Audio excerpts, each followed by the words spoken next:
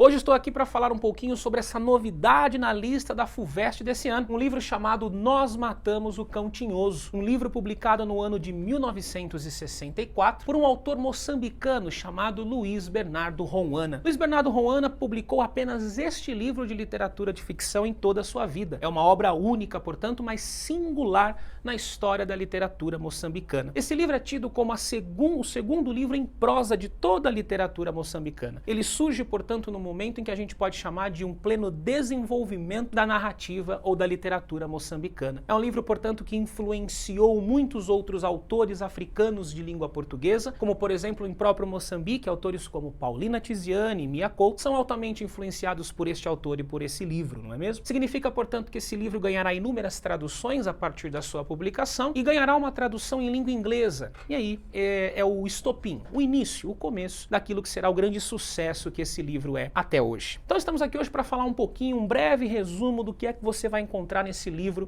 ao se deparar com ele aí, para você que está prestando este vestibular esse ano. Primeiramente, nós temos aqui um livro do gênero contos, né? Um gênero relativamente curto, com poucos personagens, um espaço bem definido, um tempo muito bem definido. Esse livro possui um total de 8 contos, na verdade são 7 contos originais e mais um conto, um 8º conto que foi incluído nesta edição, ou nessas edições mais modernas, que também entra aí como um dos 8 contos que precisam ser lidos, viu? Todos eles para a FUVEST. Nós vamos falar aqui justamente de um desses contos, justamente o primeiro conto deste livro, que é homônimo ao título, ou seja, tem o mesmo título do livro, que é Nós Matamos o Cão Tinhoso, tá certo? E aí esse conto começa justamente com um narrador, que é na verdade um narrador que é o Ginho, que é um personagem infantil neste livro. Então nós temos aqui um texto, uma história que será contada a partir de uma perspectiva infantil, a perspectiva, portanto, do garoto Ginho, que vai nos contar, portanto, primeiramente nesse conto, quem é esse cão tinhoso. E é muito importante que você fique atento na descrição que se faz sobre esse cão. Esse cão é um cão que tem olhos azuis, que tem pelos brancos,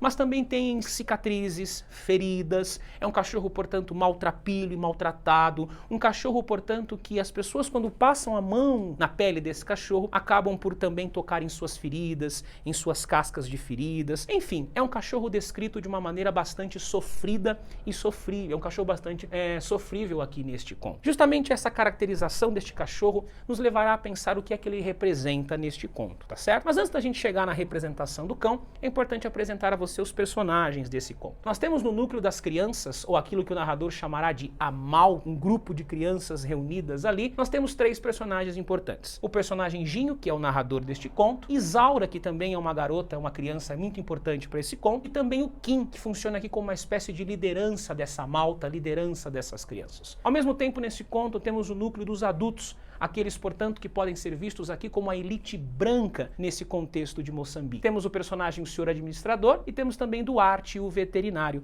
ambos pertencendo a essa elite branca, aqueles, portanto, que mandavam e desmandavam dentro dessa colônia portuguesa que era Moçambique nesse momento. Então, a partir da descrição desse cão, nós temos a relação que esse cão vai ter com essas personagens todas. E aqui é importante já delimitarmos esses espaços. Ginho, portanto, será aquele tipo de personagem que nesse livro terá a missão de matar esse cão tinhoso. Significa, portanto, que esse cão está atormentando, está atrapalhando a vida de todas as pessoas só pelo fato de existir. É um cão, portanto, que vive sempre ali andando de maneira bem devagar, cabisbaixo, um cão, portanto, muito maltratado. E esse cão, portanto, participará da vida de todas essas pessoas. E a maioria desses personagens todos vão querer repelir esse cão, vão querer se afastar desse cão, vão querer, portanto, que ele seja morto neste livro. Acontece que o senhor administrador, portanto, ele que é o líder de toda essa população, ele vai dizer que esse cão precisa ser morto, passará essa tarefa para Duarte, o veterinário. Duarte, o veterinário, não tendo a capacidade para tanto, pedirá que as crianças isolem este cachorro no espaço e o matem definitivamente. Ginho e Kim e os outros meninos da malta, deste bando,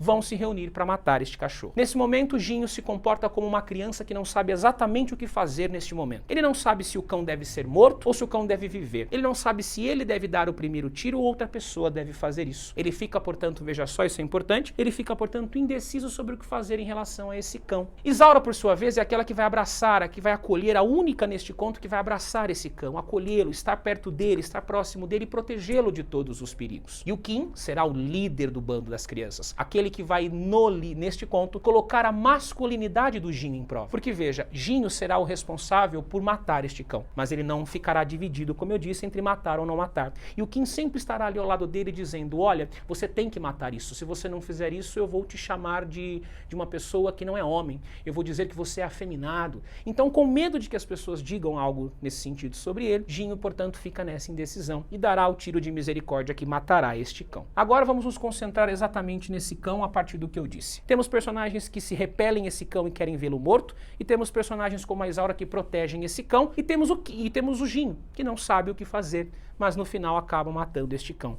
E o que isso pode representar neste conto? Aí eu falo agora diretamente com você que está pensando na FUVEST. Nós temos na figura desse cão alegorias, mais precisamente duas delas. Significa, portanto, que este cão não pode ser visto apenas como uma interpretação fechada, mas como várias possíveis. Se a gente pensar que esse livro foi escrito meses antes da Guerra de Independência estourar em Moçambique, nós podemos dizer, portanto, que esse cão tem duas alegorias dentro desse contexto. Esse cão pode representar, por ter olhos azuis e pelos brancos, o colonizador europeu. Portanto, é natural que se queira matar este cão, porque Moçambique só será um país livre das amarras de Portugal a partir do momento em que o colonizador for morto, ou seja, quando o cão for morto, um novo futuro, uma nova esperança, uma esperança de um país livre das amarras da colônia portuguesa e da ditadura de Salazar. É a partir desse momento que o cão estando morto, há espaço aqui para que o novo possa surgir. Então, uma possível interpretação alegorizante do cão tinhoso é o colonizador europeu. Aqueles que se afastam, que não querem ele, é porque querem o fim da colonização. Aqueles como Isaura que protegem esse cão ainda não entenderam que são alienados, ainda não entenderam que é preciso deixar de serem passivos, de serem pessoas que concordam com o processo de colonização e passar a tomar uma consciência dessa luta. Passar, portanto, a pensar que talvez Moçambique só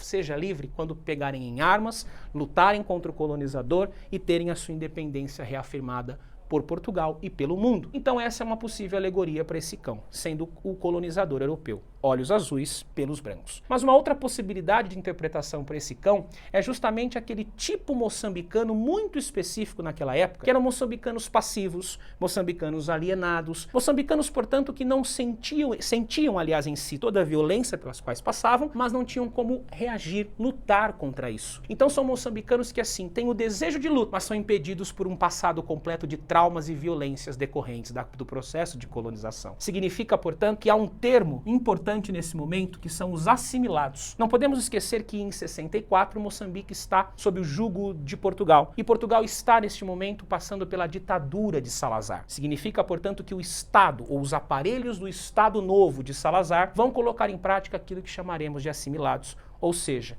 colocar os moçambicanos em um lugar que não seja nem pertencente à elite branca e nem mesmo os negros moçambicanos que não fazem parte dessa assimilação. Ou seja, não é nem pobre como os negros, mas também não são ricos e poderosos e ditando poderes como a elite branca. Então é um limbo, é um lugar, não lugar, para dar a falsa sensação de que essas pessoas têm alguns direitos e privilégios dos brancos, mas não todos e os principais. E também não são pobres e também não sofrem racismo como os outros negros, porque têm ou estão na categoria de assimilados. Então veja que é o Estado Novo, é a ditadura impondo uma nova forma de ser moçambicana, porque é óbvio, né, galera? Portugal está aqui com medo de perder as suas colônias. Então o Estado Novo português vai endurecer, vai enrijecer, vai praticar muita censura e práticas como essa dos assimilados. Então, se a gente tomar o cão tinhoso como essa alegoria de número 2, é preciso também que esse tipo de moçambicano seja metaforicamente morto para dar lugar a um moçambicano que possa agora ter consciência dessa sua luta, que possa, portanto, pegar em armas e colocar em prática a luta armada e iniciar o processo de descolonização de Moçambique. Esse processo começa em 64, termina em 74, 75, Moçambique está livre de Portugal e entra numa guerra civil, e aí a história passa a ser outra. Então veja,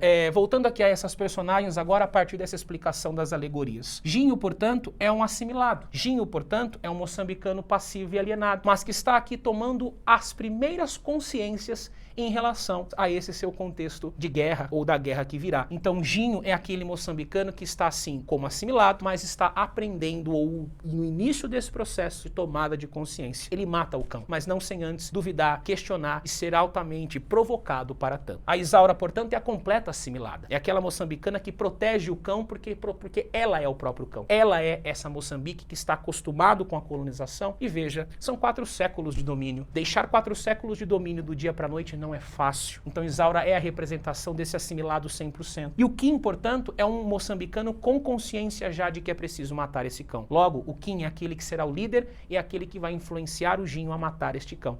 É aquele, portanto, moçambicano já consciente daquilo que virá mais para frente nessa luta. O senhor administrador, portanto, sendo essa elite branca, também vai desejar que este cão seja morto, mas agora dentro de uma perspectiva não mais de uma alegoria do colonizador europeu, mas também numa alegoria do moçambicano passivo, porque esse moçambicano passivo vai se tornar um moçambicano que vai reagir na luta. Então o que quer o senhor administrador quando quer o cão morto? Quer impedir que esses moçambicanos assimilados deixem de ser assimilados. Portanto, quer continuar ditando o controle e as regras nesse momento. E para encerrar, no resumo de tudo isso, é preciso, portanto, que algo morra, nesse sentido, para que o novo surja. O novo país, uma nova ou um novo Moçambique e um novo tipo de moçambicano. Repito, 3 meses depois do lançamento do livro, a Guerra de Independência estoura e Moçambique está livre de Portugal. E esse livro contribuiu muito com isso. Logo, uma literatura engajada, uma literatura política na FUVEST desse ano.